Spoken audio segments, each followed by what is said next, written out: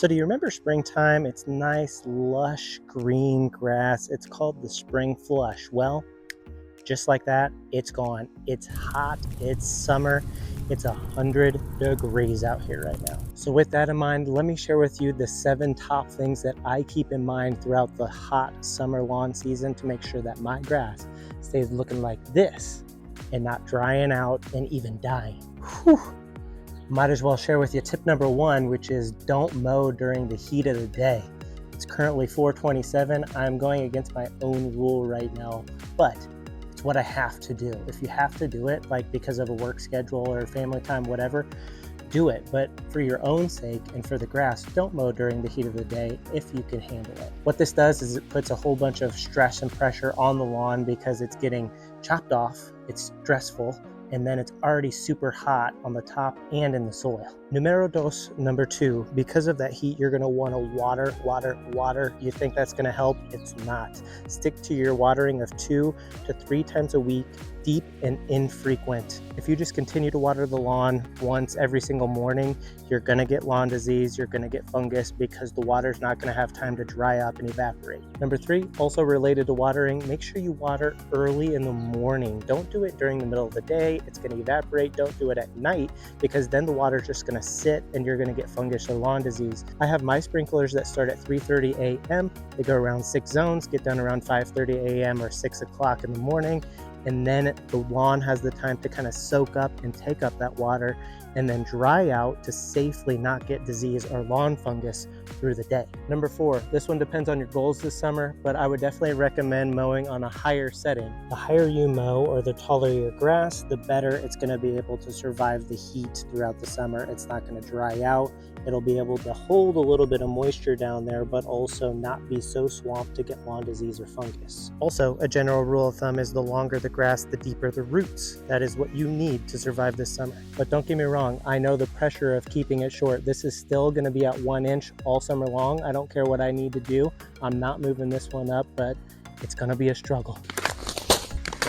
Number 5, we've all heard it, don't fertilize in the summer, it's bad for your lawn.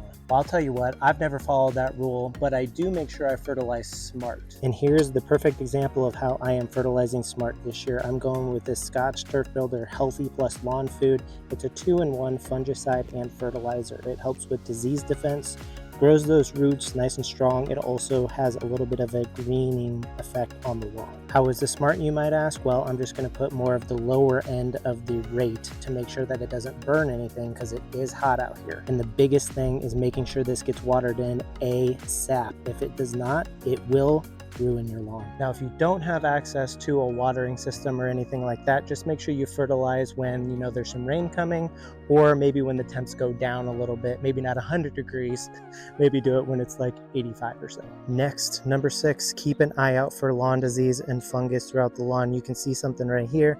Now, I know that this is a dog pee spot, but I also know that I tend to get fungus in this area of the lawn, so I'm going to keep an eye on it. And here's an area of a lawn where I just know it dries out super quickly and very often. So I will be keeping an eye on this spot for dryness and fungus. If you've been in your house or on your property for long enough, it's very helpful to know what areas of your lawn are susceptible to different things like dryness or fungus. You can see here's an example of a dry spot. I know it's not fungus, it's dry because look at the color difference between here and over here. How you know this?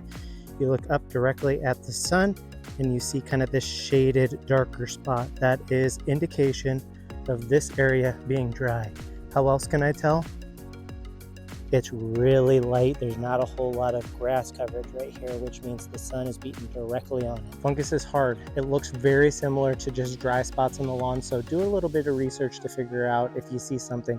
Is that a dry spot or is that fungus? You can use different methods to see if it's dry, just to see if that soil, put a screwdriver down in there. If it won't go down very far, it's probably just a dry spot and you need to aerate and get some water into that area of the lawn. If it's a type of fungus, make sure you address it very quickly because it's the time of year we're in the danger zone. 100 degrees plus 50%, 70% humidity. fungus is going to spread quickly. And number 7, weeds. Seeing a whole bunch of weeds pop up in my lawn right now, and I want to spray them. But fair warning, be careful with spraying, because though you bought that stuff that says it will not harm your lawn, if it's too hot outside and you spray those weeds, that area of grass that you just sprayed is dead. So I'd recommend some type of weed puller, pulled by hand, something like that. Just make sure to be careful if you're trying to address weeds in this hot summer. And that is it. The 7 main things that I like to keep in mind to keep the lawn looking fresh throughout the hot summer. If there's some things that you follow or think of that would be beneficial for everybody, let us all know down in the comments below. And with that, it is hot out here. I gotta get going. Give the video a thumbs up, subscribe if you haven't already, and I'll see you in the next video. Peace.